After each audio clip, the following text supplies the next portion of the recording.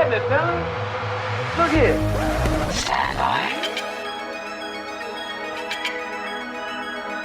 One for C-Lab, two for Troy Eagle, three for Wolverine to round out the trio. In this episode, everybody dies. Broadcasting live from inside the power band, this is The Blah.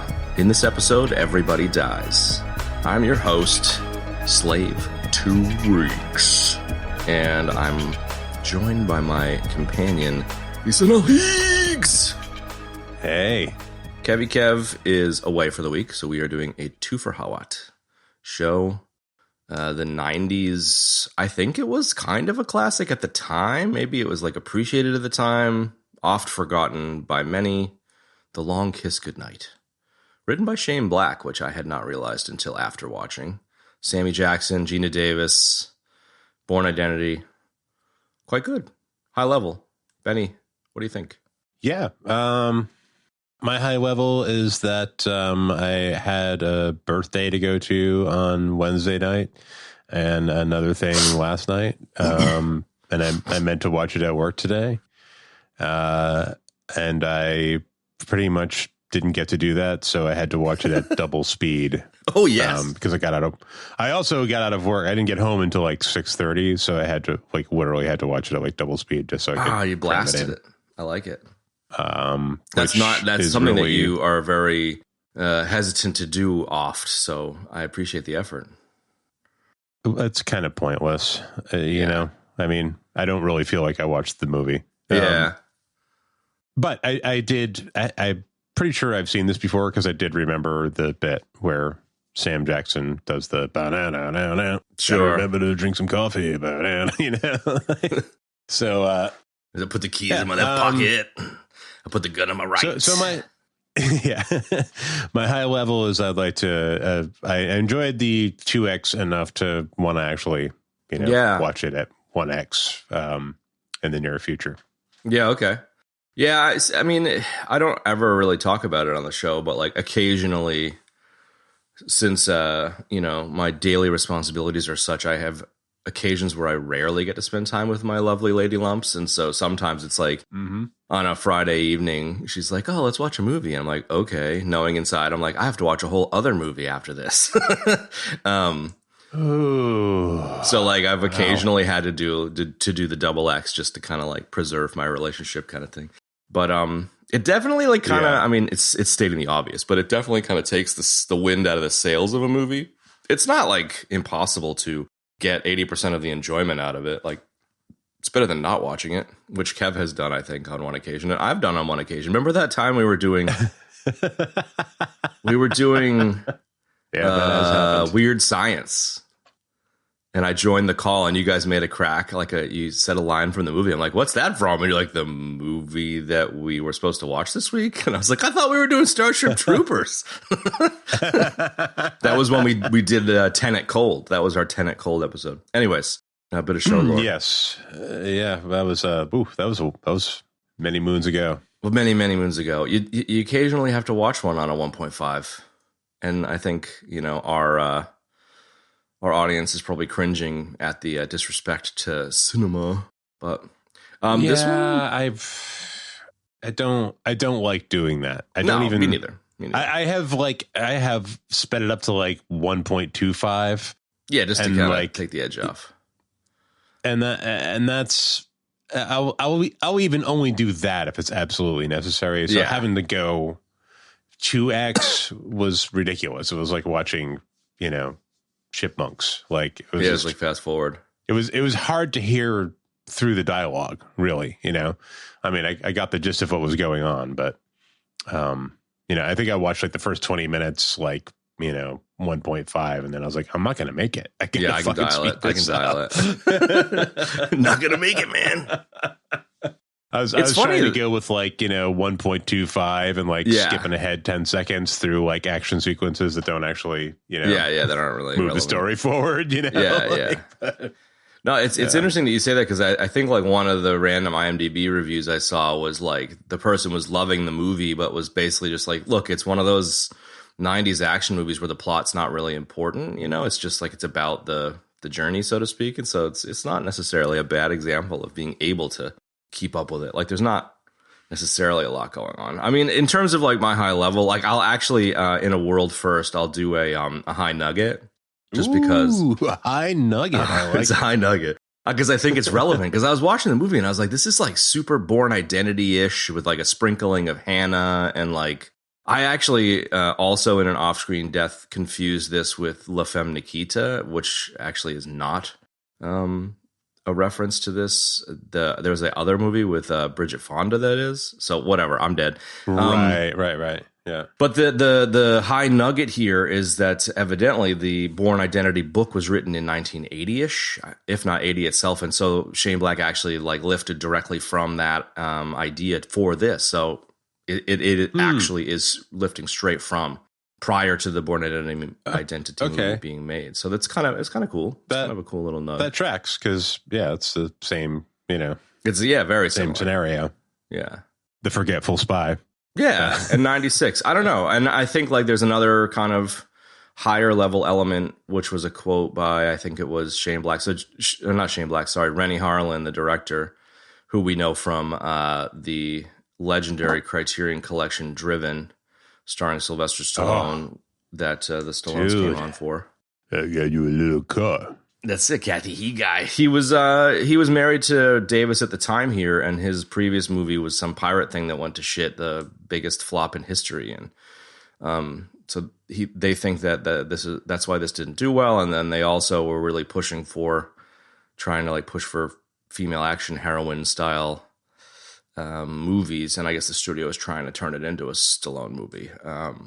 So I like that they stuck to their guns, no pun intended. And I mean, it was awesome to see Geena Davis in an action role, so. Yes, I want to get to that, but first I want to acknowledge and welcome your Bong Bros personality for showing up with the high nugs. Yeah, exactly. 420! Yeah, it's a high nugget. So, I don't know. It just felt relevant early rather than dropping it late. But in terms of the flick, like, it's a 90s action flick, like... It's just kind of fucking dumb, but like I'm here for it, I don't know. Like movies have changed a lot since then. I mean, obviously excluding the cinematic universes that are vomiting up the same shit every 6 months, but it's quite enjoyable. It's like Groundhog Day with guns and Bourne Identity, like it's like in a quaint little town, the ice skating assassination kind of shit. Yeah. Like there's just it's got some interesting shit going on. The ice skating scene would have been interesting in 2X, actually. I think I was still in, 1.25 mode at that point. There you go. So I don't know. Where do you want to go, man? There's lots of random shit to discuss. There is indeed. It's not groundbreaking, but enjoyable enough. Well cast. I enjoy some Shane Black writing. Totally. Because there's always some. Quippy. Very quippy, fun dialogue kind of stuff going on, especially with somebody like Sam Jackson to deliver some of that shit. Totally. Yeah, man. Geena Davis, I has she done any other action movies? I'm drawing a blank right now, and I'm probably there's that dead pirate as movie fuck, which I'd never seen that they did together, which I kind of would like to see, but. I mean, she's only got 50 credits. Thelma and Louise, The Fly. Cutthroat Island is what I'm thinking about. So she's like, I think she's a pirate captain in it or whatever. So like that would be probably the closest, having not seen it. That would probably be the closest. I mean, there's just, she's way more comedy-ish, like Fletch, Beetlejuice, Earth Girls Are Easy. Mm-hmm. I mean, you could make a pretty strong argument that A League of Their Own has some really interesting comedy elements to it, although it's quite a drama. There's an interestingly short list of stuff that she's done, despite how much of a huge place in my heart that she holds. Like, she's just so quintessential of that time for me. Like, I don't, it's not the case, but I kind of like think of her like a Sigourney Weaver, like just like everywhere and I love her kind of thing, but she kind of wasn't. Well, she can definitely handle action. No doubt. Yeah, she did. I found her to be quite convincing and good, Yeah, I I got nothing else. Yeah, that's all good. I think I like her. I don't know if it's tropey, but like I like how she's, innocent school teachery and plays that well, and then badass assassin, and she plays that well. Like she did actually do a pretty interesting kind of Two-Face double-sided character thing too, like it was believable. It wasn't bullshit. Because that was a fair bit different than Jason Bourne, like Jason, like in the Bourne identity, Right. Bourne is a normal person, quote unquote, and then a security guard comes up to him and all of a sudden the guy's like folded up like an origami fucking crane. You know what I mean? Like he's like, I don't even know how I did it. So like, it's not the same thing, I like that she's got two kind of characters going on here. It's kind of in a very, very different way. It's kind of like Face Off, where Travolta and Cage took on different personas halfway through the flick, which I appreciate. Yeah, it's like a Dr. Jekyll and Mr. Hyde kind of a thing in this case, which is cool. And yeah, she plays both very well. Yeah, for sure. And then to your point earlier about Sammy Jackson, like they play off each other really well too, because I think one of my favorite scenes in the flick is when she comes on to him in the, I'm assuming it's Atlantic City, maybe Vegas, but in the hotel room, Atlantic City or in Jersey. Yeah, I think it's the Atlantic City. So she's coming on to him, and he's just kind of like, "You're just doing this for you, dude. Fuck you." Like I like that there wasn't anything. I like that he didn't give in to his vices in that scene, but I also like that she was, pushing, so it's a Jekyll and Hyde thing, but also isn't just like her being a psycho for the sake of being a psycho. Like it meant something to the story in terms of whether she gave a shit about her daughter or whether she was coming on to Sam Jackson, etc. Yes. Yeah. And Sam Jackson going against his vices. I love this stupid bit at the end with Larry King where he's like, yeah. What was the line? What the fuck? I can't remember now. Fuck. It's so good. It's got to be in the quote section. When it comes to women, I like to be frank and earnest. When I'm in New York, I'm frank. And when I'm in Chicago, I'm earnest. It's so good. So dumb. I mean, it's perfect Shane Black, though, dude. Like, having not realized it was Shane Black, then seeing it was, because, Last Boy Scout for me was one of my favorite quippy movies that I used to watch all the time. Hey, Beastmaster's on style, and then we did it a while back, and it's so overly quippy that it's not believable, but it's so much fun and funny that you're like, you don't care, Exactly. You're there for you're there for it. It's not that it's like, this is so realistic, because it's not at all. It's popcorny. It's entertaining. It's fun for sure. Sam Jackson at the very beginning, he busts in on the dude and he's like, "You're going to jail. You're gonna get fucked in the ass. And if for some reason the court finds that I've been, too rough with you when arresting you or whatever, and you get off, I'm going to hire somebody personally to do it." To fuck you in the ass, yeah. He was, I kind of felt bad for Sam Jackson in this one, because it was clearly they were like, "We want you from Pulp Fiction here, please." He's made his money, so, but it's just like, he is just forced to scream like in the Kahuna Burger scene of Pulp Fiction and like half of the movies that he's in, regardless, Well, he's leaned into it. And oh, sure. Why not? It hasn't stopped him from getting, any, it doesn't seem like it stopped him from getting work, No, he's not typecast too much. He's played a fucking Jedi, for Christ's sake. So, not a lot of people get to, do that. I watched episode 1 with Ethan for the first time 2 weeks ago. I think we talked about it briefly on the show, and like, it was just so weird seeing Mace Windu. I was just like, Sam fucking Jackson. Like, I love it. I'm fine. I'm here for it. Maybe it was just that like episode 1 was such bad CGI. Like, it looks so fake that like Sam Jackson in a Jedi costume, like sitting on a green screen set, just completely. I was just like, okay, man. Like at least now it's better. Dude, I've brought this story up before, and I don't know if I've done it on the podcast or not, but like, I feel like the height of Sam Jackson sort of being almost a caricature of himself was like Snakes on a Plane, Oh, hell yeah. which we should Yeah. do. But We should do that. Yeah. yeah. I mean, because you're just waiting for it, right? Like the only reason you're watching it's the gonna movie is happen, you just want to hear him say, "That's enough. I've had it with these motherfucking snakes on this motherfucking plane." You know, Yeah. like you just want to see waiting that. for Like that's all you care about, right? But like, I just remember there was like, I don't know if it was like a website or like a text thing or an 800 number or something, but you could set up your buddies. Like you could give this like thing their phone number and they would get a call. Like I remember I sent one to like Whale Pants, you know, and it was like, "Phil, this is Samuel L. Jackson. I want to talk to you about a new movie I'm in called Snakes on a Motherfucking Plane." You know, it was just like I just sent that to like 15 people. You know, I mean, as you do, right?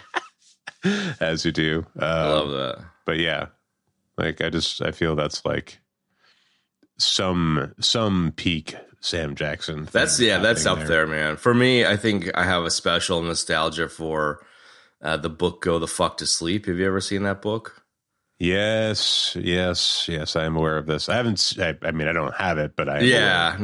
We do have it. But I became aware of the book before I had kids, and then there was a Sam Jackson reading of it, which is fantastic. And then now that I have kids, it's like, even funnier. But that's also very, very Sam Jackson too. I just saw the other day, like, I mean, obviously, you know, it's a kind of useless metric, but he's the most banked star in cinema history. He's got 7.4 billion box office bucks behind him from all the Avengers shit and stuff. Like, it's so interesting just how bankable the fucking dude is. Yeah. He does a good job. Yeah. It's not why I love him, but it's impressive. No, it has that almost never has anything to do with why I like somebody or not. Yeah, exactly. But yeah, it is impressive. And yeah, I when I brought up like the Mace Windu thing, I was like, yeah, fuck, of course, Nick Fury as well. Like, yeah, you know, like he's got to do a lot of different kinds of things, you know. Yeah, I mean, his early Spike Lee stuff across quite a swath of Spike Lee stuff is iconic, but I feel like Windu and Fury. I think Fury's probably like the role I appreciate the most. Like I really like him as Nick Fury. It's not overly nuanced, but I enjoy it. It's kind of him doing his thing, but it works. You know, it fits beautifully. Yeah, you know, I think Jules is always going to be his best, but like that's, you know, it's a ensemble piece. He doesn't get a ton of screen time. Right. In Pulp Fiction, obviously. No, I mean, if you're not going to go for like David Hasselhoff with an eye patch and white sideburns, then which Samuel L. Jackson. I'm glad it's Samuel L. Jackson and not that, you know. Yeah, we love him. The other thing I got here, not really, but kind of, is I kind of got like early before I made the Bourne connection, I got some serious like Beekeeper vibes. I think it was just like the quippiness and ridiculousness and here along for the ridiness of it. It's not literally the same, but it wasn't drastically different. Maybe it was the president thing being woven into it, you know, where like you start off with her just being like a killer. I forgot the plot of the movie other than she's, you know, a killer of some sort. And I was getting it confused with La Femme Nikita, which is like a criminal gets turned into an assassin. So when the president's involved, I was like, wait, what? kind of like with Beekeeper, where I was like, wait, seriously? Okay. Yeah. Can we interest you in coming back to work for us? Like, what? Yeah, I don't know. It was very Tom Clancy or whatever the fuck. I mean, it's tropey as fuck for that kind of a movie, I guess. But I'm fucking here for it. Yeah. I think if it wasn't Sam Jackson and Geena Davis, I don't know, man. I mean, maybe that's wrong, because if you were to like just take Damon Wayans and Bruno from Boy Scout and put them in this, for example, like I probably would have enjoyed it. But for me, I think it's Geena Davis and Sam Jackson that really makes the magic happen here. I think so. They're kind of I don't know. They had good chemistry. Like they worked well off of each other. They did, yeah. And it's kind of I don't know, for whatever reason, it's like not a duo you were expecting for some reason, but they are good. Yeah, and maybe that's more Geena not having done a lot of action. That's the unexpected piece here. Because, I mean, Sam's doing Sam, but... Mm-hmm. I mean, fucking dude throws a Kangol on halfway through, which is his, quintessential costuming piece in real life, so... That's the Sam Jackson being Sam Jackson coming out right there. Yeah. The Kangol hat. Yeah, I mean, yeah, you could sub out, I mean, shit, you could probably sum out like Schwarzenegger and, DeVito. Well, maybe, but I was like Jamie Lee thinking, Curtis or something. Yes, exactly. Dude, I've been watching The Bear. Have you watched that at all? The kitchen show? No. Nope. Jamie Lee Curtis is in that, man. I fucking love Jamie Lee Curtis. She plays like this crazy Italian mom who just like fucked her family up. And she's only in a few of the episodes, but between The Bear and Everything Everywhere, man, like I love that she's getting this weird ass work. I fucking love that woman so much. Yeah. Yeah, absolutely. I think like, I don't know, the Groundhog Day nature of the opening where she's like Mrs. Claus and hanging around town and a member of the PTA and shit. Like I like the innocent stuff. And then she's chopping up the vegetables and throws the knife into the fucking wall. Like I don't know. It's just very silly. But charming in a similar way to like, Groundhog Day is very silly, but it's charming. And then it turns from like Groundhog Day into like fucking Die Hard, or you know what I mean, or like into Bourne Identity. Right? Yeah, yeah, exactly. Straight, just keeps straight you interested. to it. Yeah, because like Groundhog Day is great by itself. It's a feature-length movie, perfectly fine. Bourne Identity also fine, but when you put them together, man, I don't know. It's just something about it. You're just like, okay, yeah, let's do it. Like the scene where she's talking to her daughter, and her daughter. I mean, every once in a while, you're like, we're gonna learn how to ride a bike now, Timmy. And they're like, I can't do it. And you're just like, just fucking get up and ride the fucking bike. Like, I like that she's just like, you're going to go across this fucking lake right now. Life is pain. Yeah. And then she finds out her fucking ankle was broken. Yeah, or whatever. Yeah, exactly. But then to top it all off in Shane Black style, she's lying like dead on the road next to a giant bomb, and the daughter's like, life is pain, mommy. Get up, mommy. It's just so funny, man. Like, it's so good. And they're not even playing it for laughs. Like, they're playing it for serious, and it just doesn't work in just the most charming way. I don't know. It's just got so much going on. Like, that poor kid, man. Like, she's like sitting in Geena Davis's lap, who's been shot and stabbed, and Sam Jackson's got like this huge, like snot bloody beard, and he's like, hey baby, it's nice to see you're still alive, baby. Like, my kid would fucking shit himself if a dude with a bloody snot beard tried to like console him. He's like, I just met you, dude, and like I'm happy that I'm not dead, but like don't fucking touch me. Like, he would have, you know what I mean? Like, I don't know. Go find a Kleenex. Yeah, exactly. Just sort yourself out, bud. I don't know. Yeah. And maybe it's the like, I think it's the like level of explosiveness of the one-eyed, bald Prison Break guy's shotgun that really kind of gets you in the mood. Maybe the high speed didn't do it justice, but like at one point that dude busts into the house, Home Alone style, and like blasts the staircase, and the shotgun takes out the fucking side of the house, and then she throws the daughter out the fucking hole into the treehouse. Like, it was like, wait, what the fuck was that? Yep.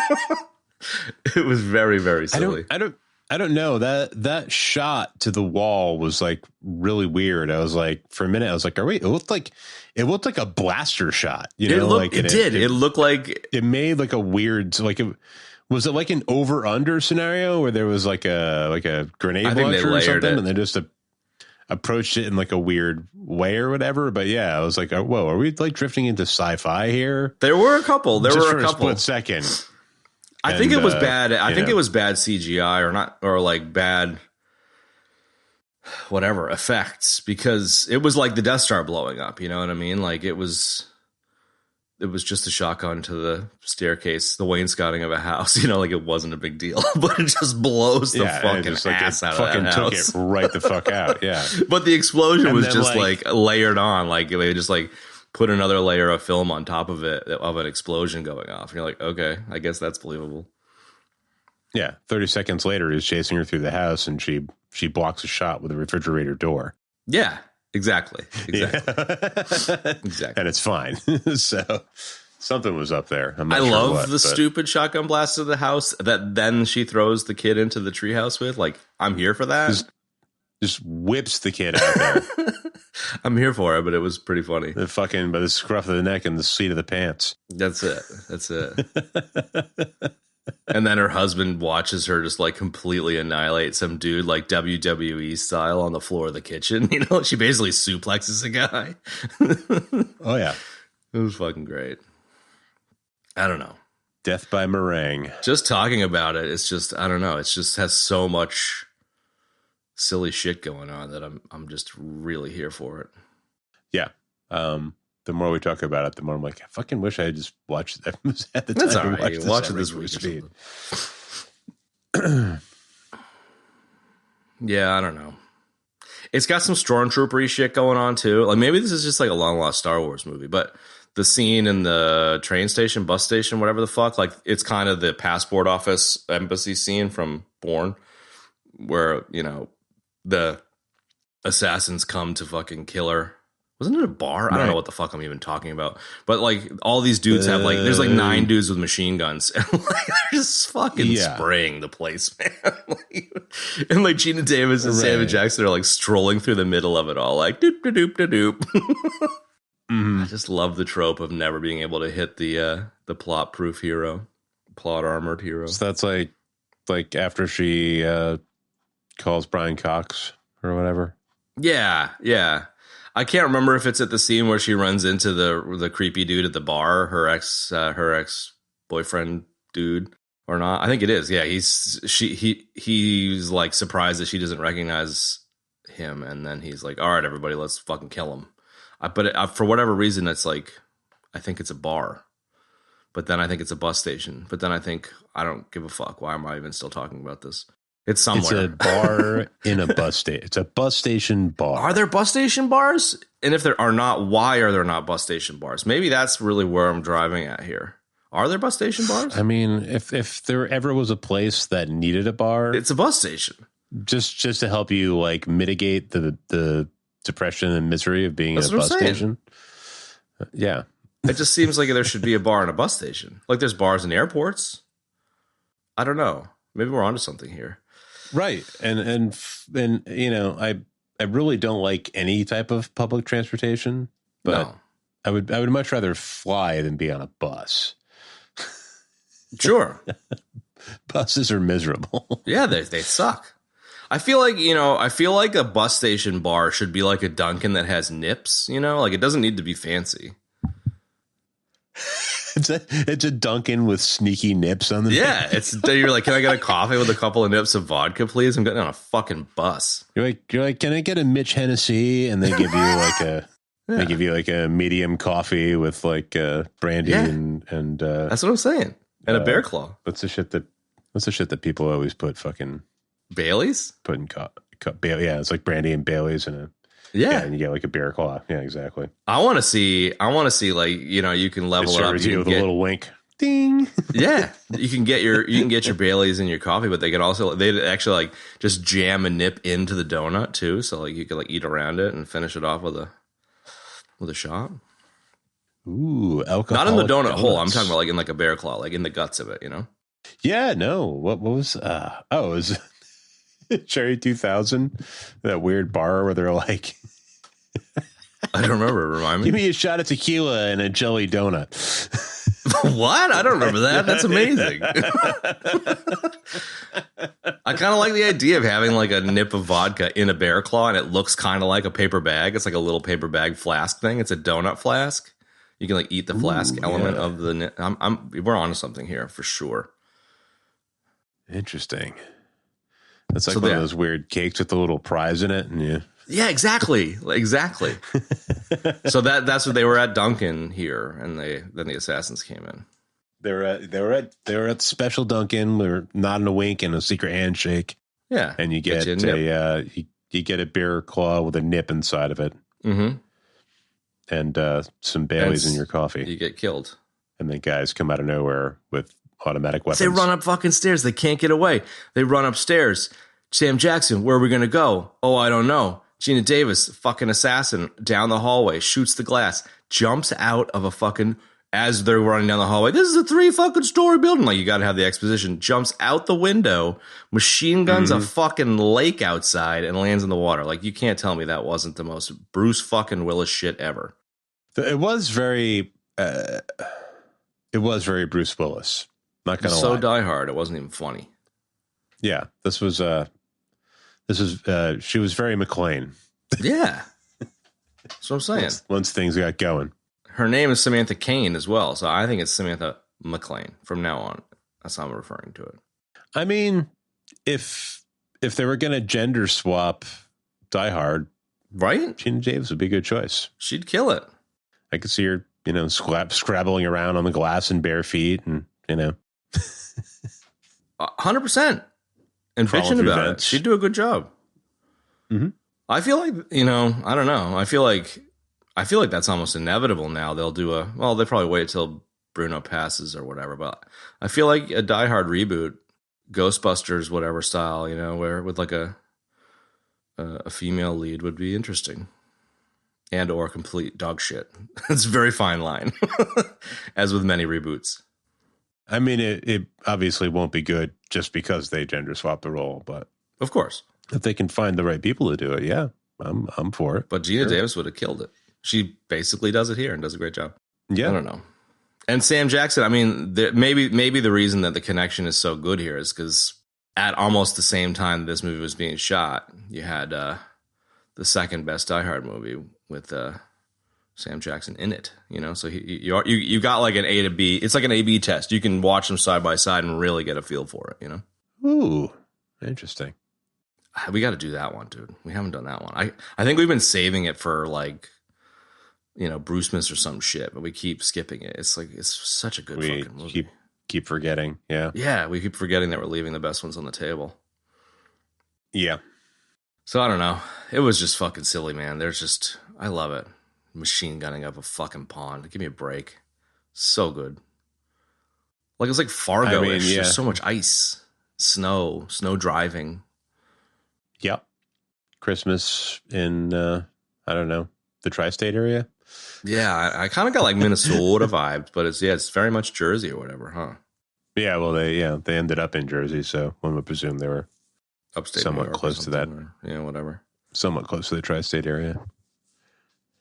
Fun fact, I don't know what the 3 states of the tri-state area are, but presuming it's like shit, Jersey, Delaware, and New York or something. I don't know. Fuck, who knows? It's got to be a death.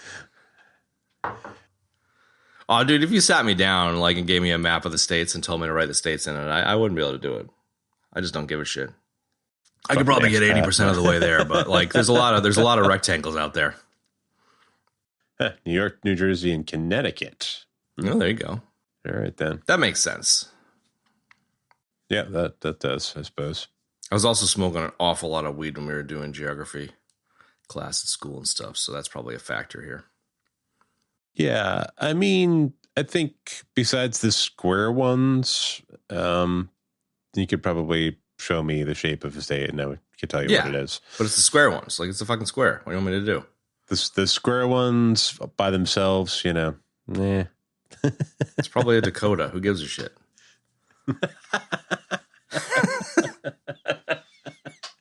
It's statistically, it's a Dakota. Statistically speaking, it's a Dakota.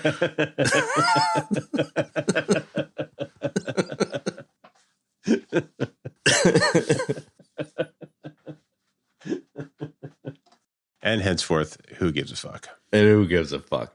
Dude, how awesome was it to see Brian Cox, dude? I fucking love Brian Cox. I love him so hard. And I love that he plays the same character in this and the real Jason Bourne movie. I love it. I love it so much. Yes.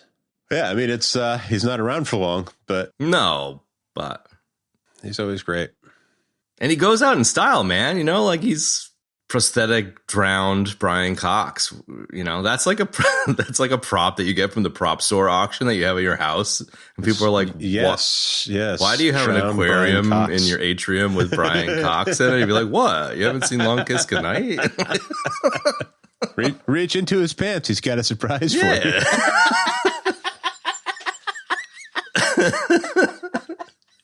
I just fucking love it, man. I love it. He's, you know, it's kind of he doesn't have Chief from Super Trooper vibes here at all, but like you can see where he got the comedy side to it. Like he's not funny in this, but like I still kind of found him funny, you know?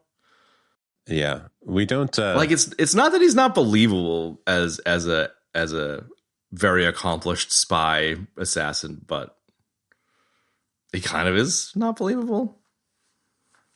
Kind of. I mean, I think, I get what you're saying. I think that's more from like where else we've seen him. So sometimes, like, you know, sometimes you get sort of conditioned to see somebody as a certain type of character. Maybe, yeah. When they play against, you know, it's like a typecasting, but not like a mild typecasting. Mild, I don't know. But at the same time, he's like giving his speech or whatever, you know, like, oh, you're part of the fucking Treadstone project, whatever the fuck. And does the I got 3 guns, one in my pants because no one checks the genitals or whatever. And like, okay, fine. But then like they get him outside and they throw a leather jacket over his head and hit him with a tire iron, you know, and drive off with his car. So like how competent is he? But then he follows them to the farmhouse. So I like that, you know. He's like, how did you fucking find me? He's like, it's my training, and you left the fucking address in your pocket. You know, like I don't know. It's just really funny. And so like he actually is totally not incompetent, but he actually isn't a fucking James Bond, you know, like he gets tire ironed. No. Finds the address, gets his ass to the farmhouse, and then drowns in a fucking water wheel, you know? Like, he didn't really get very far, but I don't know. For some reason, they just love it. He did not. And he has such a great little suit, too. Yes. I don't watch a lot of commercials except for when I have to, because streaming services fucking blow donkeys now. But they'll show you the same one commercial 93 times because that's way better than old school TV. Love that. But at some point in there, there was a McDonald's commercial, and I realized that Brian Cox is the new voice of McDonald's. Which I'm here for, dude. I was like, no, I was like, that's Brian Cox. That's awesome. I'm totally into it. Like, I'm here for. I actually might need to like watch or listen to. I assume it's been visual, the commercial, but I just don't understand what his voice brings to shitty cheeseburgers. Like, I believe he did a good job, but I mean, I don't even know. I was like listening to the voice, and I was like, that's fucking Brian Cox, and then suddenly I was really happy. Yeah, totally. But it seems kind of like it's like McDonald's is like, who should we get? They're like, well, let's get Owen Wilson, you know, and like it's like. It doesn't make any sense, but I'm totally here for it, you know? Yes. Yeah. Okay. Now I'm realizing that somebody out there probably thinks we're talking about the British physicist. Brian Cox. Not talking about him. Oft confused. Science communicator. For the British physicist. Yeah, he's like the like hip, you know, alternative band looking physicist guy. Although he's getting a little older himself now, but just in case that's what you're thinking, that's not it. No, not him. Well, here's to you, McDonald's, for hiring Brian Cox, who's been so out of work, right? Killing it in succession. The psycho, I don't even know what you call him, ex-boyfriend dude, Timothy. Yeah. The psycho ex-boyfriend dude was like, I saw a nugget where he actually he was given the role of Chandler in Friends, and then he decided not to take the role and like completely let go of mega superstardom and fame and riches, which is like, oh man, what a bummer. Which I thought was kind of random. Really? Yeah. I guess he was good buds with the crew. Yeah. Said no thanks and did this instead. He was a cold motherfucker here, man. Yeah, he was unlikable. Yes. I didn't like him. So I presume that means he did a good job. Yeah.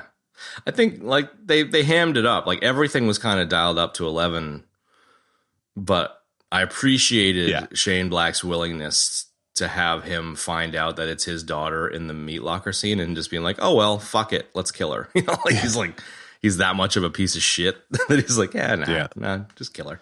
Thanks. Bye. Well, that's unfortunate, but not really. You're dead. Yeah. I mean, he's done a lot of TV and stuff. Yeah. Lately. He was a lot of TV. He was a somewhat recognizable dude, but yeah, I haven't really seen him in anything else. There are a few other heads in here. David Morse played that was a cool little scene actually where, you know, she thinks that they were dating and stuff. And the guy's just the baddie the whole time. I kind of like that twist. He sits down to pee. Exactly. Major Baxter from The Rock, dude. Come on. Hurt Locker. Like, the dude's in everything. He was George fucking Washington in one movie and Abraham Lincoln in another. Like, the dude is very multifaceted. He's covered. He's got the presidents covered. You know, he's got it covered, the good ones. I wonder if that was a series, Washington. Yeah, it was. John Adams with Giamatti. That's a good series. He was old Georgie Washington in that one. Yeah, he's definitely that guy, you know. Definitely. He was the creepy, weird virus guy from 12 Monkeys. Yes, 12 Monkeys, yeah. Which I always forget he was in. Well, some of, you know, he doesn't have a lot of screen time or dialogue, if I remember properly, in that. No, he's just, it's just like that, you know, over and over flashback stuff, right? Mm-hmm. For the most part. Just, yeah, he plays a good creeper. He does play a good creeper. But he plays a good, wholesome kind of wholesome dude, yeah. You know, it was kind of like... Didn't he play the dad in Contact? I haven't really ever watched that properly. We sat down as teenagers to watch that, and I made out with my girlfriend for the entire movie. What? Yeah, I know. I had priorities at that stage. I haven't ever really given it a proper washing, washing, that's weird. I mean, I understand the prioritization, the making out, but like never going back for it is. I don't know, just never, you know, it just didn't happen. I need to do it. As a sci-fi head, it's like a huge hole in my repertoire. Right. So yeah, he plays the dad in that you know, he dies when Jodie Foster's character is young. And, spoiler alert! When she, I feel like that scene. You really with, care? I mean, you must have picked up some of it. I have no idea what it's even about. It's like Jodie Foster fucking talking to aliens or something. The scene where like he's, I literally don't know. I made out with my girlfriend. The scene where he's at his farm, you know, and he's all like wholesome and shit. And Geena Davis has got like I could see how I'd be attracted to him kind of doe eyes thing going on. Like it was kind of like you could kind of supercut that into a season of The Bachelor or something. You know what I mean? Like he's just like guy next door, wholesome dude, and then just very quickly turns into this just complete fucking psycho creeper dude. Like you said, he plays a good creeper and he plays a good Bachelor contestant. You know, he's equally good in a wholesome or creeper role. But he does play a good creeper. Yeah, he was good. The where was the president, man? Was his last role? Hang on, let me see if I can find him. I had it up earlier. I recognize the guy. Kevin's murdering us both right now because he probably knows his entire body of work. There we go. That's right away. Yeah, the president dude. I was like, where the fuck do I know that guy from? He's in Apocalypse Now, but he's the senator, the douchebag senator from The Godfather Part 2. Remember the wedding scene in the beginning of The Godfather where he goes in and he just like basically tells Al Pacino he's gonna fuck him, and Al Pacino's like, yeah, I don't think so. So I completely didn't recognize him. Senator Geary. Senator Pat Geary, yes. This is one of his last. He had one other role after this, and then he died. So this is kind of the tail end of his career. Makes his little ham sandwich in the fucking White House kitchen. You know, puts an awful lot of mayo on that sandwich, dude. Oh shit, he was in Dark Skies. He really fucking mayonnaise that sandwich. I mean, I like a lot of mayo on my ham sandwich, but that was a lot of mayo, dude. I mean, yeah, you don't want to over mayo things.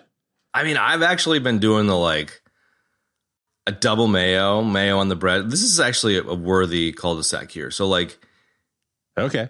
Is this an American thing? Because I think it's not, and maybe it's just a me thing, but over here they butter everything. So both pieces of bread would be buttered in any sandwich. And I find that strange. Is that strange? It's kind of old school.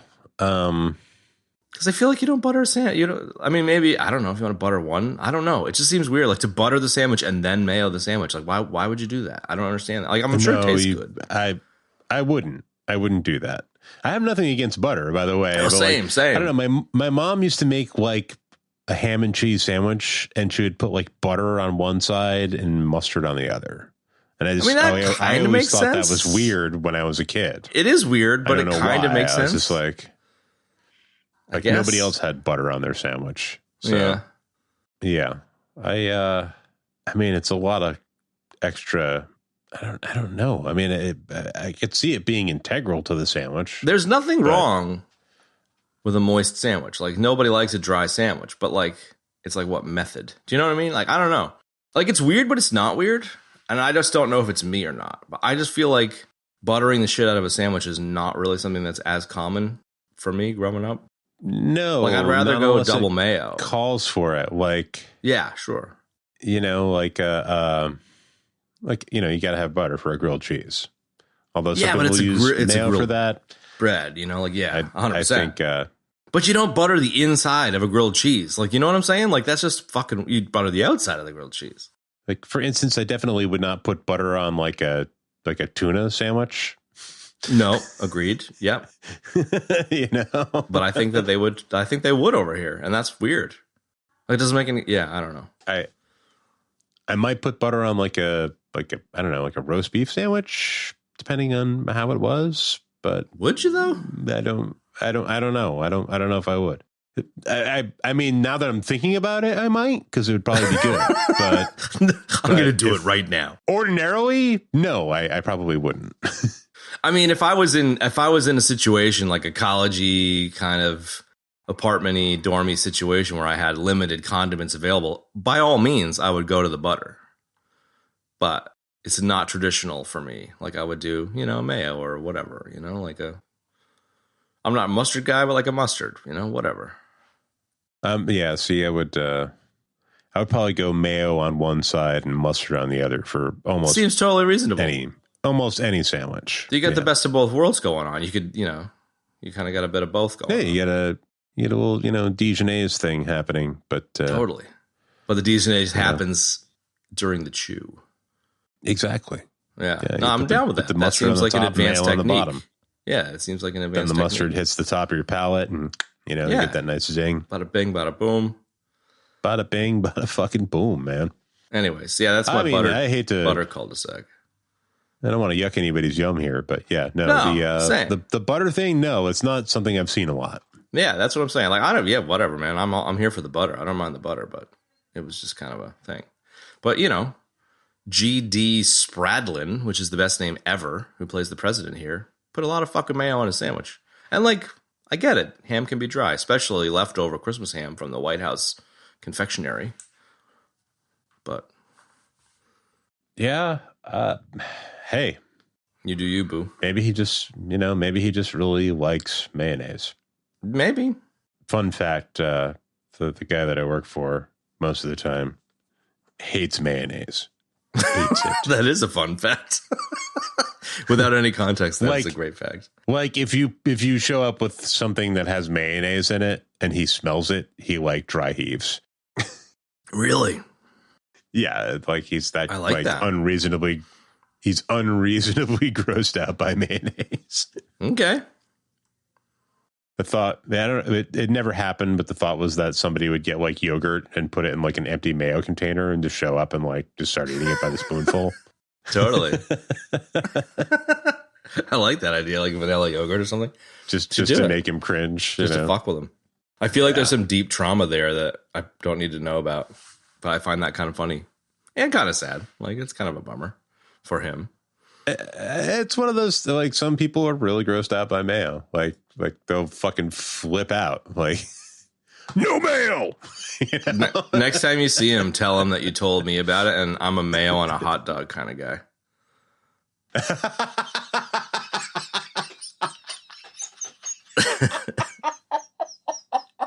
Because that'll cheer him up. Whoo, mayo on a hot dog. I do. I like them. I like a bit of mayo on a hot dog. I only eat Hellman's mayonnaise. I will not eat any other mayonnaise because it's all, but Hellman's mayo and a little bit of Hellman's mayo on a hot dog, dude. I'm down. Little Hellman's. And I know it's weird. And I don't give a fuck. That's not the weirdest thing. Like, no, it's not the weirdest, you know. I wouldn't think twice about putting mayo on like a bologna sandwich, I guess. Yeah, exactly. So, like, why would you think, you know? I guess the real question is a hot dog a sandwich? See, I mean, that's like, I actually have heard people make the argument that a hot dog is a taco, which I think is probably closer to true than sandwich. I think that a hot dog can be a sandwich if the bun separates into two pieces. I think for me, the rule is that it's two pieces of bread. If it's one piece of bread, it ain't a sandwich for me. So if you take one piece of bread and put an unhealthy amount of mayo on it, and then put some ham on it, and then fold the thing in half, I would probably call it a hot ham. It's not a sandwich. I don't know. So I'm always interested to see. No, where, I'm just making it up. I mean, I think it's interesting. Yeah, I guess like there's always these really interesting exceptions. Is it a sandwich? Yeah. Do you do that though? Like, I've definitely done the halfy sandwich before, where you like cut the bread in half and make a half sandwich, especially for kids. Like, they're like, I want a sandwich. And I'm like, you want me to make this thing for you for 5 minutes so that you can not fucking eat it? I'll make you a half of one. You just cut the bread in half, you know? Yes, I've definitely done that. Usually because there's only one piece of bread left. Too, yeah. Or there's 3 pieces of bread left, and the other 2 are the ends of the loaf, and I ain't eating that shit. So I'll cut the regular piece in half. You eat the ends of bread? Fuck ends. I mean, I will, depending on what type of bread it is. You know? You inside or outside? Well, if you're in a bind, will you put like the shitty side in on the sandwich so you get the good side out and try and, you know, Frankenstein a bit of a slice of bread out of it? If I'm making a grilled cheese and the last thing I have is a regular piece and an end piece, I'll put the non-end side out so that it has more butter soaking power. Nice, yeah. I think it's a good technique. I mean, I'm such a prima donna, I would probably throw a tantrum instead of eat it. But yeah, just lie down on the floor crying. My kids be like, "Dad, what's wrong?" It's like, just break out your Ginsu knife and just exactly. Go in there. I've done that. I've done slice it off. You know, I've done that before. You know, you go in there with the bread knife and try and slice the end off a bit. It's just a thin layer. It's not. It doesn't work well, but it works okay. Yeah, it's better than eating the end. Yeah. Fucking ends of bread. Anyways, that was a sandwich to sack. I like that. That was all thanks to the president. Delicious hot dog sandwiches with traditional red and yellow sauce. Where do you fall? Is a hot dog a sandwich? It's probably like, I don't care. It's probably the response. But like, for the purposes of the thought experiment. Mostly I would say unask the question, but it's probably a sandwich. I mean, is a hamburger a sandwich? See, no. It kind of is. I mean, it is, but fuck you. I think they're both. I think a hamburger and a hot dog are equally. They're like advanced sandwiches. Kind of a sandwich, but they're so their own thing that it's hard to even think about them. Well, it's like a Philly cheesesteak is a sandwich, but like it's its own thing. You know, like there's plenty of its own things, I guess. Yeah, sure. You know, your average grinder is a sandwich technically, but I mean, the app grinder on my phone is a sandwich. It's a man sandwich. Can be a sandwich. I feel like if you go back to the origins, the legendary Earl of Sandwich or Duke of Sandwich wanted to be able to play poker or some shit while eating, and had the sandwich invented for one hand eating. And so even if that's urban legend, that's totally your own urban legend, isn't it? I probably. So like, let's just say that it's not urban legend, just for the sake of conversation. Okay. If that is in fact the origin of the idea of a sandwich, then by that rationale, bread encased, or, you know, I suppose maybe even tortilla encased objects that can be eaten with one hand would be probably the closest thing to a universal definition, which I don't think I buy, but like, sandwiches don't exist for the pleasure of the thing; they exist for convenience. Yeah, it's a vehicle. Yeah, but I mean, like the bread just adds so much. Like if you've ever eaten one of those like fucking stupid ass burgers that are in a fucking lettuce bun, like fuck you, you know, like the bread is a huge component. Yeah, I don't get that. Yeah, the sigh. Yeah. What do you think Sam Jackson's favorite sandwich is? Ooh, that is a good question.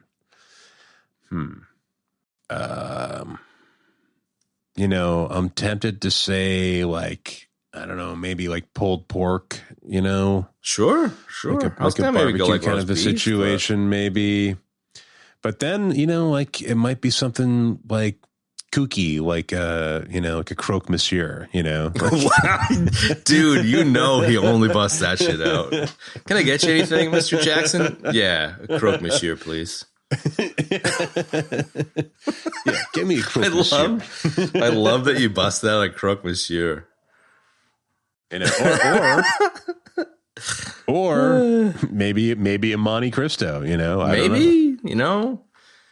I feel like Geena Davis, for whatever reason, I'm getting like a club. There's just something advanced about the 3 slices of bread.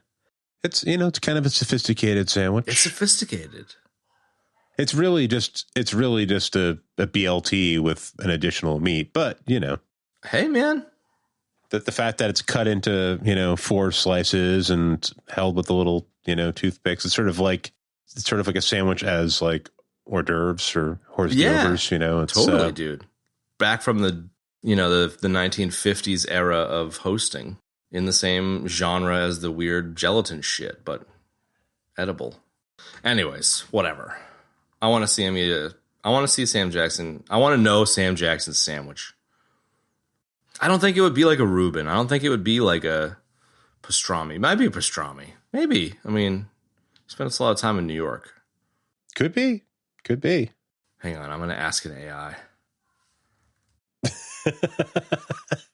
What if Sam Jackson's sandwich is like chowder in a bread bowl? Oh. Is that a sandwich? Yes. For the purposes of this, yes. Well, according to artificial intelligence, they don't know. So I think we've proven that artificial intelligence is not going to take over the world. Hang on, let me try ChatGPT. Yeah. Everybody relax. Everyone chill out. It's not even going to lie and tell me bullshit. Gemini has no idea what fucking Sam Jackson's favorite sandwich is. Well, you know, I just wanted to make it up. I wanted to bullshit me because that just hallucinates. Okay, come on. All right, ChatGPT. What does ChatGPT say? Because Claude had no idea. Oh, interesting. Oh, Jesus. See, ChatGPT just made shit up. There's no confirmed public record of Samuel L. Jackson declaring a single favorite sandwich, but he's mentioned a few food preferences over the years. In interviews, he says he's mostly vegan or plant-based, especially for health reasons. That makes it likely his current favorite sandwich might be something like a vegan BLT. However, in his pre-vegan days, he was known to enjoy soul food, so a classic like fried chicken sandwich or pulled pork. I think you might be onto something, Benny, with the pulled pork. Historically, pulled pork. Now, some veggie bullshit, which I kind of wish I didn't know about because I don't really like Sam Jackson. Vegetarian bullshit. Bullshit. Okay, well, there you go. I think you're right. Pulled pork. According to Gemini, they're going with a strong affinity for a good burger. Okay.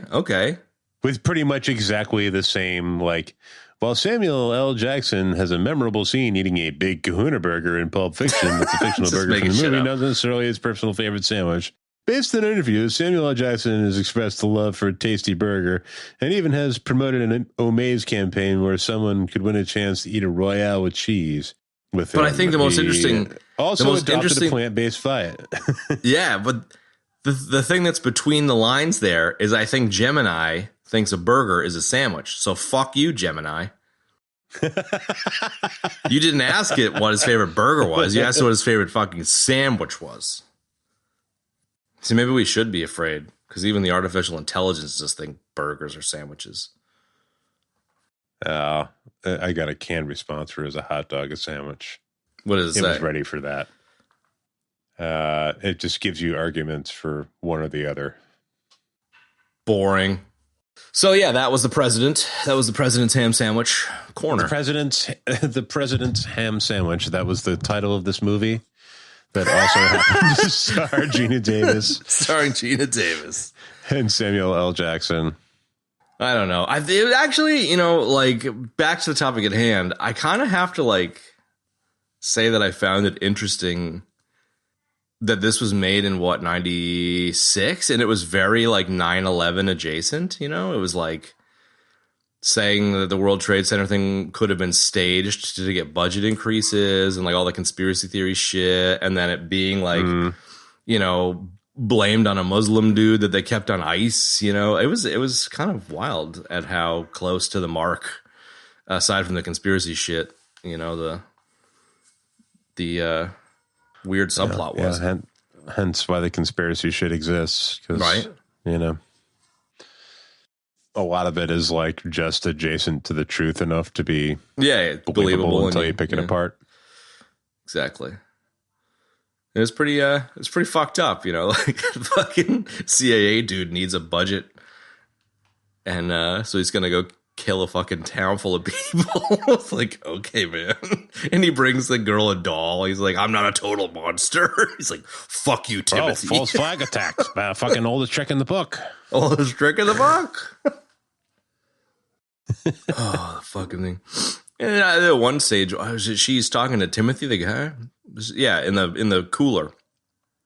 It's like, well, now that I'm going to die, why don't you just tell me the plan? He's like, okay. So, it's a bomb in a truck. That gives worms to ex-girlfriends. It gives worms to ex-girlfriends.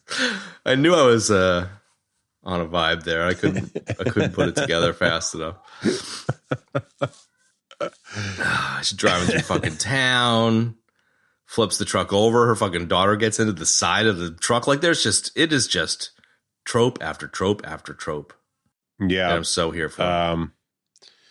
The end of the movie was when I was like really scrambling. So a lot of those action sequences were like, getting rechecked in on like every 10 seconds. Yeah, okay. Did you at least see when she randomly sees the flaming dude hanging from Christmas lights at the Canadian border that she then like flies up in the air with and pulls a steaming hot gun out from his waist? That was good. Yes. And bad. Yes. And then she blows away Timothy in the helicopter. That's it. Or somebody in the helicopter. Yeah. Nah, it was Timothy. It was a whole bunch of helicopters.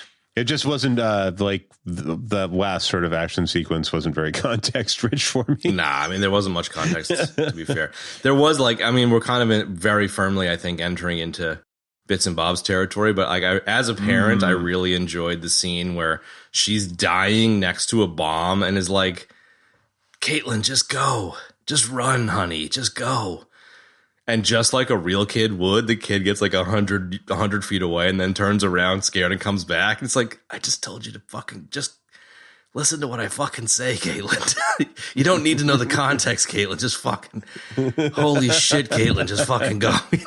Like kids do that so often. You're like, just fucking brush your fucking teeth. You don't need to know why. Just fucking do it. Trust me. Yes. Hence the the old adage, because I said so. Because I fucking said so, Caitlin. But we do get, because she comes back, we get the Life is Pain mummy scene, which was worth the price of admission. Yeah. I thought she was going to do a Sigourney with the Alien Queen. I thought she was going to be like, get up, you bitch, to her mom, you know? It was very close to something like that. Life is pain, bitch. Life is pain. Get up and walk across the lake. I don't know. If we're in Bitsing and Bobsing, I have to give a fucking shout out to the I have to shout out the really chubby fucking punk kid in the small town. I hope that you saw that bit where the kid's smoking and she like comes in with a rifle, like and thus a kid with a major dominatrix fetish is born, you know, like like the super duper fucking hot your friend's mom comes in with like can't get off unless you're abusive to me. Exactly. Take the cigarette. Take my cigarette. Now you smoke it. I'm gonna pee. Okay. I love that so much, dude. That was like core memory for that kid forever. Probably. If you ever tell me about this, I'll blow your fucking head off. I love it. All right. Yeah. That is a good one. I don't have anything else that I haven't already brought up except for Sam Jackson getting the words wrong to I'm not talking about the linen. Exactly. Excuse me while I kiss this guy. Fucking what the hell is that song? I don't even know. Really want to see But you. Really want to see you tonight or whatever. No, I mean it's like it's England Dan and John Ford Cooley, I think. You pulled that out of nowhere. Well, I am a yacht rock aficionado. I do also appreciate yacht rock. I just don't know that one. Yeah, and England Dan and John Ford Cooley. But they had so many good quips. I enjoyed that they put that song in, and I enjoyed that he was singing it. Sam Jackson singing along. Yeah, no doubt. I'm not talking about the linen. She's like, I'm not talking about moving in, not the linen. She just gives him just enough shit about it. Yeah.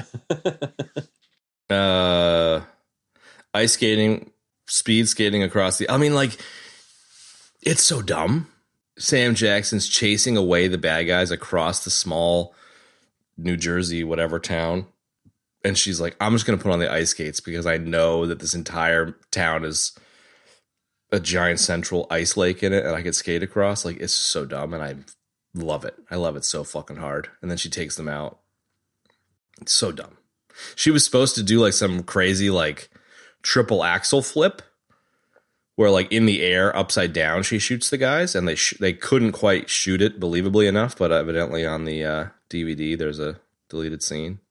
I'm kind of glad they didn't do that, but interesting. They were going to go even farther with it. Yeah, there's a whole what the fuck is that movie called? Oh, Argyle. Oh yeah, the like spy movie with Bryce Dallas Howard and Sam Rockwell. Oh yeah, where there's a fucking whole ridiculous ice skating part in it. That's there you go. You know, lifted from this. Both. Well, I mean, it's more like it's like music and shit, and there's like, you know, of course it's like a full on number kind of a thing, like cheesy yet sort of hilarious moment. But yeah, it probably was lifted from this in a fun way. What's the other one? Cavill was in the most recent one. It wasn't Gentleman or whatever. It's the League of. No, not that one. No, that's a great movie. But the one where they all dress up like fucking Ponces and like British spy shit, but they're all in like Elton John's fucking suits, you know? I have no idea. This is the worst description of a movie ever. What was that really bad James Bond? Oh, hang on. I'll see. It is a hot dog, a sandwich. Like Kingsman? Like what? Yes, the Kingsman. Thank you. I know that was the worst description ever, but yes, the Kingsman. I'm like Elton John. What the dudes? Everyone's wearing Elton John suits. Yeah, I mean you can make the connection now. Yes, the Kingsman. The Kingsman was a very ridiculous amount of actiony, like over the top, kind of like wire work bullshit James Bondy stuff. Yes. And I feel like the ice skating stuff is pulling in that direction. Well, yeah, it's it's not taking itself too seriously. Fucking A. Which is fine as long as you're whatever. I'm here for it. Go along with that. I think the last bitter bob for me is the aw shucks sitting around their fucking sheep farm at the end of the movie that turns into a helicopter shot. Like, I love that they went for it, but where she throws the knife and takes out the cricket and it's like, what? It's like, yeah, okay, man. Like, honey. Again, I thought for fucking sure she was going to say, what? Chefs do that. I'm so glad she didn't.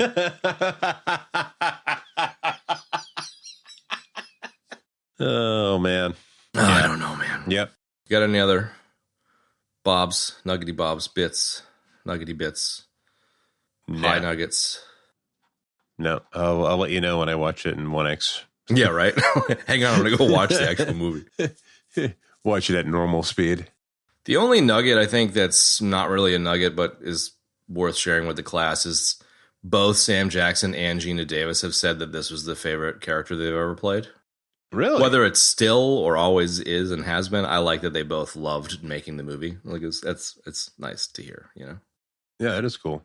Having rewatched this again, like I feel like this one for me is like, this is maybe into the recommendation section. This one for me is like Last Boy Scout was the movie that I would have watched like 50 times when I was a teenager, just because it was maybe on HBO all the fucking time or something. And I think this movie has a similar amount. I mean, it's written by the same fucking guy. It's got a similar amount of quippiness, a similar amount of along for the ride enjoyability and ridiculousness. But I just happen to see that one more. And so I feel like this one could have been that easily. And I just haven't seen this in a long ass time. Like it's super watchable and terrible, but like I'm fine with it. So yeah, I think I would recommend it, but it's also like it's not Die Hard, you know what I mean? It's not legendary per se, but it's certainly fun. I think I would recommend it based on my desire to actually watch it again. There you go. At normal speed after having watched it pretty fast. It's decent. I don't think it's like, don't overthink it. Just watch it. Watch it, bro. Just don't watch it if you're in the mood. Watch it with I'm curious to know what Snaps thinks. I assume that you weren't able to watch it with her. She was very excited when she learned that we were going to do it, and would presume she really likes the movie. Definitely give it another one. I will. Life is pain. Get used to it. Now get up. Get up and skate the fuck on to another podcast. Get up, you bitch. So, have we talked about what we're doing next week with Kevaruni? Are we doing? Oh yeah, we're doing the pimps up, hose down. Hey, orange sassy squirrel. Yes. What are we doing next week? We are doing Dan Aykroyd as a hose sitter. What's the movie called? Dr. Detroit. Dr. Detroit. With the best power walking opening of any movie of all time. I'm very excited for that one. I know it's totally stupid, but it's so dumb, and I'm so here for it. It's been a long time, and I love rediscovering stupid old movies like that. Yeah, no, it's been in no time. I've never seen it, and I am very excited. So there you have it. Well, fuck yeah, dog. Dr. Detroit. Well, thanks everyone for joining us for our twofer discussing hot dogs as sandwiches with artificial intelligence. With a side order of Long Kiss Goodnight. And we'll see you next week for Dr. Detroit. Bye. Bye-bye. So long. And thanks for all the fish. All right, I did the intro. You get to do the outro. Yes. I can't do the outro. What's the sure outro? You can. Just make it up. 109? 109? Sorry, 309?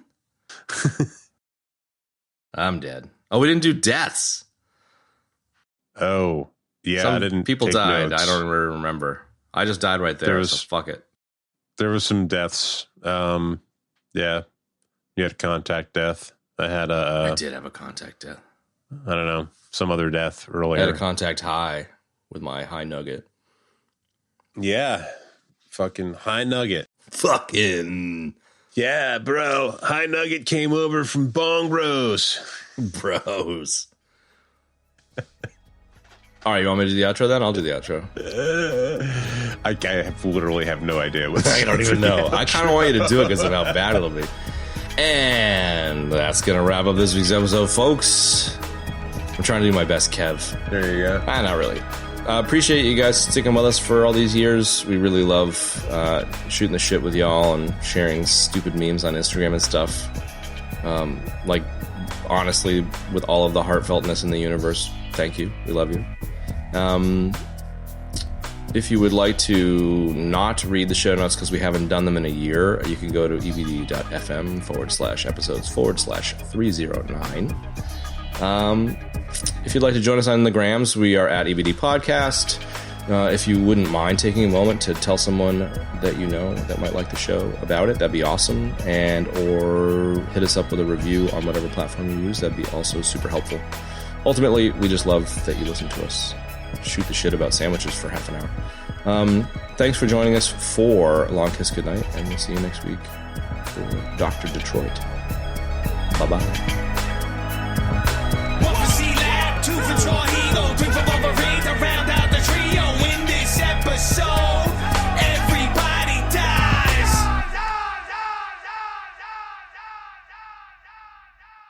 Beady, beady, beady. Stop into it. And put some butter on your sandwich. Put some fucking butter on your sandwich like a weird Australian. Fucking weirdos. Try some butter, mate. Put some butter on it. That's probably where the farts come from, actually. They're gassy because of all of the butter. The farts, mate. Yeah. Do they put Vegemite on Vegemite. butter Don't on a get me started Vegemite on that. sandwich? Fucking yes, yes. That is foundational. That is foundational Vegemite. That must be where it's from, actually. Because you can't put Vegemite. It's like fucking shoe polish, you know? It's like you need the butter to spread the Vegemite. Why you would spread the Vegemite, I don't know, but you need it. But you need the butter facilitates the spreading of the Vegemite. It does. It Otherwise, goes it just from tears the bread apart. Yeah. It's like it just reminds me of like the old 50s tar pits shit from like, you remember how tar pits were like a trope for a while? Must have come from like the fucking Flintstones or some shit. Right. Yeah, definitely. Yep. It's like going to the tar pit and getting a fucking cup of tar and then being like, I'm going to put that on bread because this is a good idea. And then someone was like, well, if you butter the bread first and then put the tar on, it spreads easier. And then like, well, let's do that then. Both of my kids like Vegemite sandwiches, and I don't know if I'm proud or disgusted by it. Like they're true Aussie, that's for sure. I think you can be celebratory neutral. I kind of want to get like your buddy's mayonnaise about it. I kind of want to get to the point where I dry heave when everyone brings out Vegemite because I think it'd be funny. Please, for love of God, bring up the fact that I put mayonnaise on hot dogs to that guy at some stage. I really want to know. I'm gonna do that. Yeah, or I'm actually like, if I have the next time I end up at a barbecue with him, I'm gonna put mayonnaise on my hot dog. Oh, that's a bit cold. And then eat it. Like, fuck you, man. Good stuff. Word. Well, all right, buddy. Cool. Good tooth. I love that you shared that image of the Sakala guy. Did you have that, or did you buy that like Amazon same day? I bought it. I think after we did that episode, I was like, I got the other two knuckleheads. I got to get him. He's so good. I was like, does it exist? And as soon as I discovered, not only does it exist, but he's got the biggest mouth ever. Like, I love that a toy designer had to design that. I love it. I'm so here for it. Sakara! So, is it just the kind of image that shows the tip of his gun being a little bit bent, because I hope that it is a little bit bent. I kind of like the idea of it like coming out of the mold a little bit quirky. Or is it just it's made out of like the softest. Yeah, that's what I mean. Yeah, I don't know. It's like made out of like very malleable plastic, so which I like. I bent it, pulling it out of the packaging. Nice. I like it. It was like really adds. It was something. like taped in, and I was like muscled it out of there, and it was like boink. And I was like, and then I just didn't bother to straighten it out because I like it. I like it bent. I like it bent. It's very like old school. I actually play with my toys style. Yeah, I'm here for it.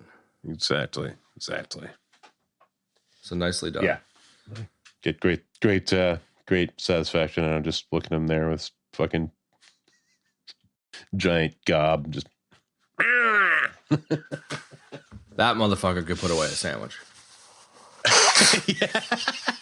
That's the guy who you want to know what his favorite sandwich is, because I feel like he's an authority on sandwiches. Yeah. I think he eats like Scooby-Doo sandwiches, like Scooby-Doo sandwiches. Is that what you said? Yeah. Like the sandwiches that like Shaggy would make for him and Scooby when they were really stoned. Like, and it was like, like 30 layers stacked high. With just like everything from like, everything from like turkey to like peanut butter and jelly. And then you just kind of like eat it all in one bite, and then it like accordions out in your throat, and then you swallow it, and you're like, "Oh fuck yeah!" Damn, I forgot those existed. I'm still hungry, Scoob. Yeah, 100%. I think that's Pow's favorite sandwich. Yeah, I'm kind of disappointed. Everything else would now. just, like a Reuben would just be like an hors d'oeuvre for that dude. Yeah, he wouldn't give a fuck. Yeah, it'd be like a cocktail weenie. He wouldn't even have to like dab his mouth afterwards. He'd just like take the thing in one bite. Just, take it. Done, dusted. That was good. Can I have another? I kind of feel like we're in discussion with the club being a triple layer. I feel like I should have made more 4 and 5 layer sandwiches in my history, but like you're limited by the bite size. It's like a jumbo burger where you can't get a proper bite out of it, kind of thing. Like, why have we not made like 4 or 5 layer sandwiches? Yeah, vertical real estate with a sandwich is appealing to look at, but impossible to eat, right? And there's like a really heavy bread ratio. So you need to have a lot of contents between the bread, which makes it even more vertical.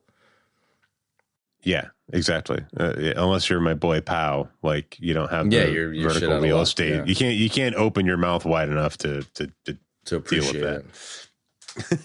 Then you might as well have 2 sandwiches side by side and just keep it old school. Yeah.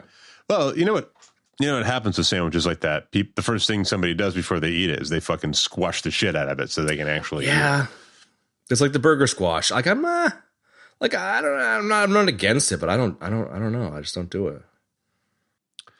Yeah, I'm a big fan of the like paper wrap on the burger, Oh yeah, nice and tight. So if you have something that's like a little girthy like that, like you're not like shit's not falling out of it all over you. You're kind of keeping it.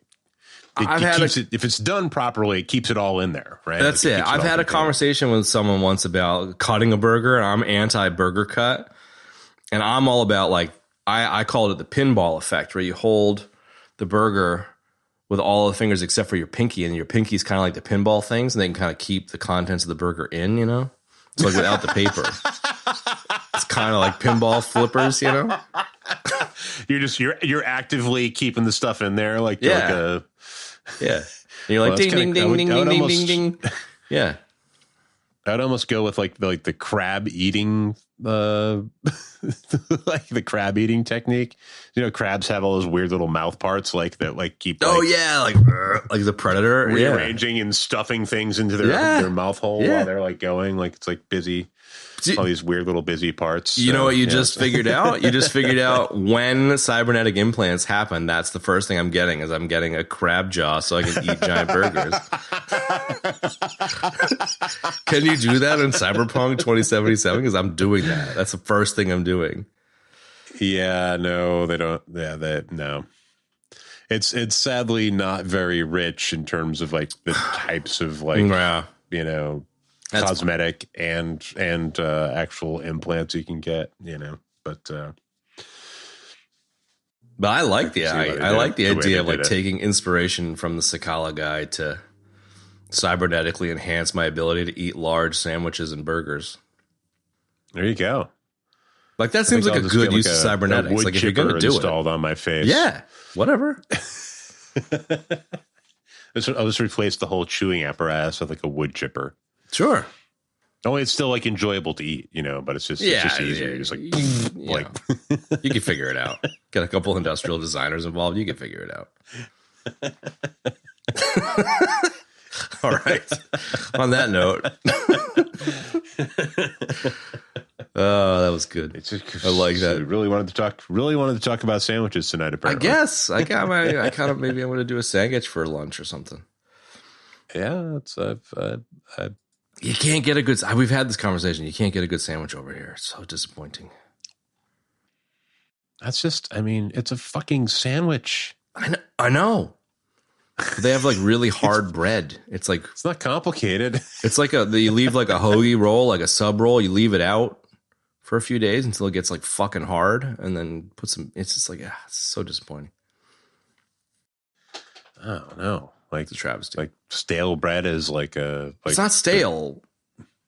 It's fresh, but the way that it's baked, it's like the outer shell of it is like hard. Huh. Like it's not an enjoyable eat.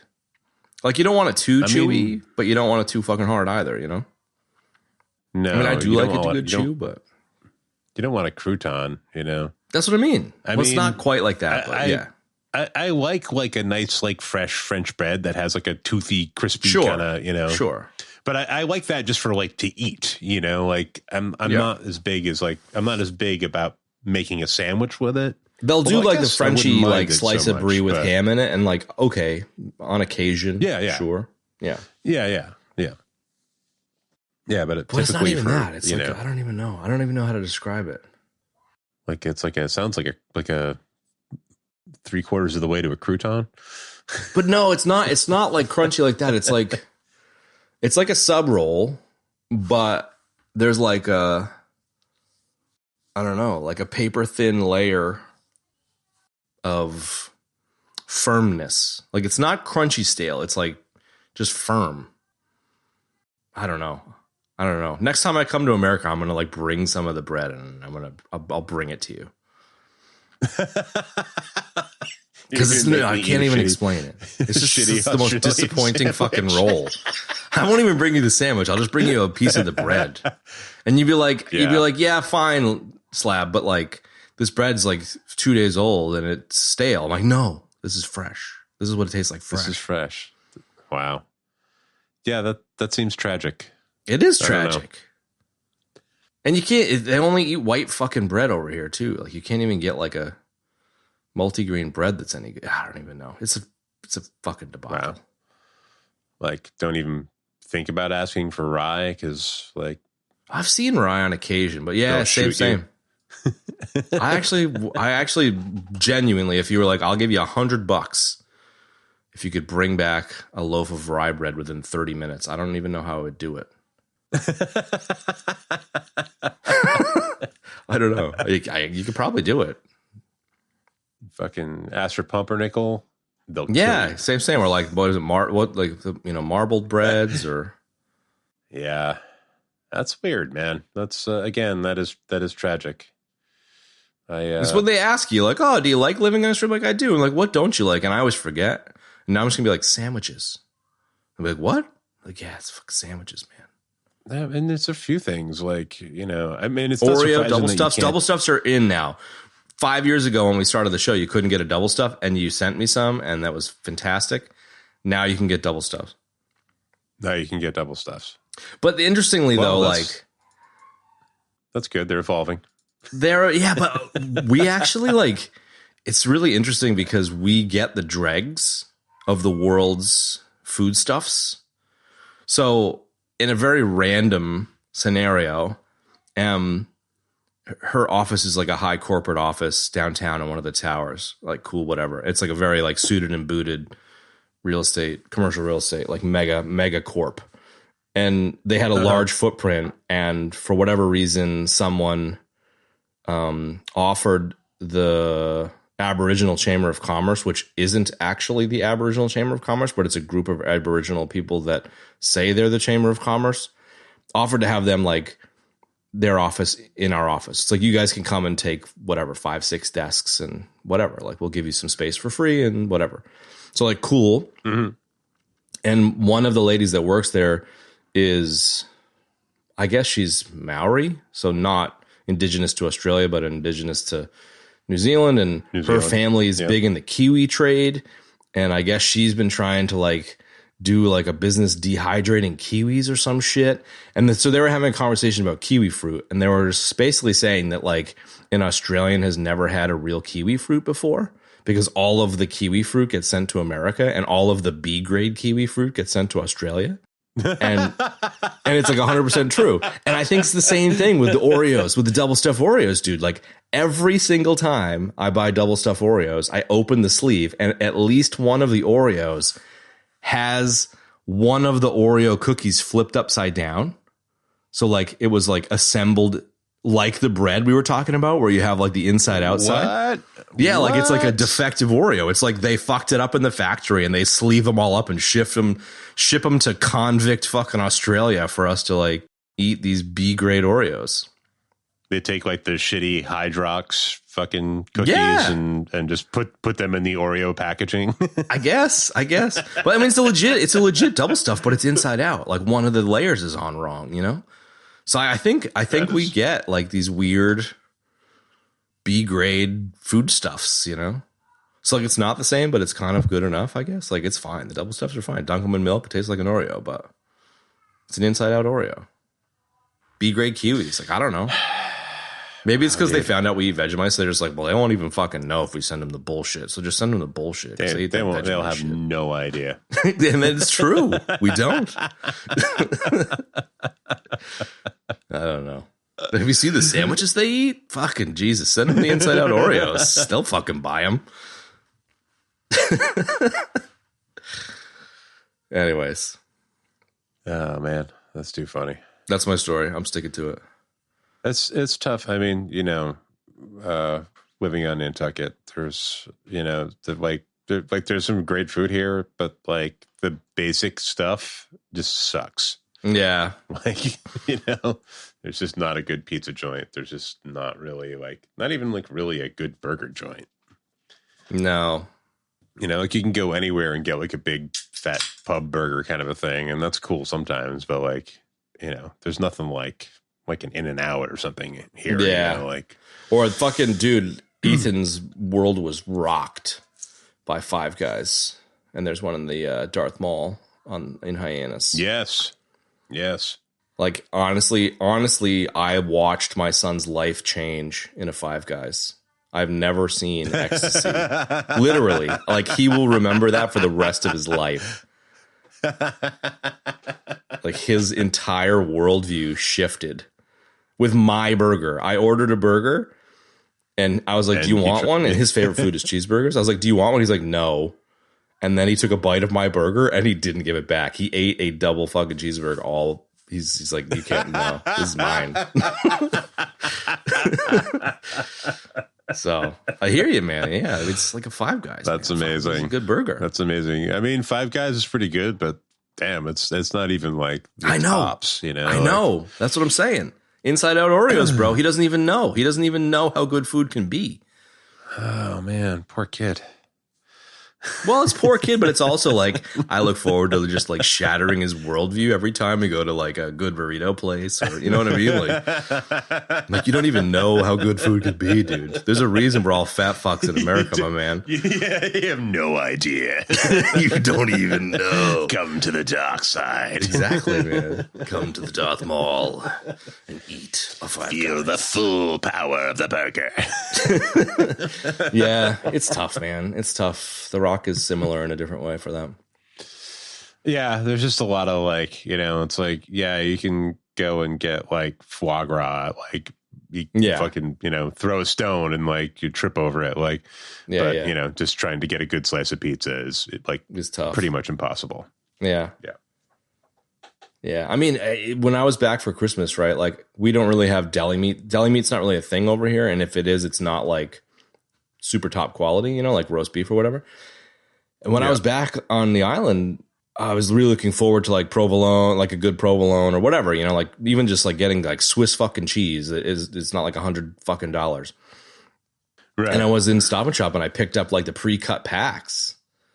And then I took it home and was like, this is gross. And I couldn't figure out why until I figured out that they lazily slice the slices like 1.5 to 2 times as thick as they used to. So it's like too thick.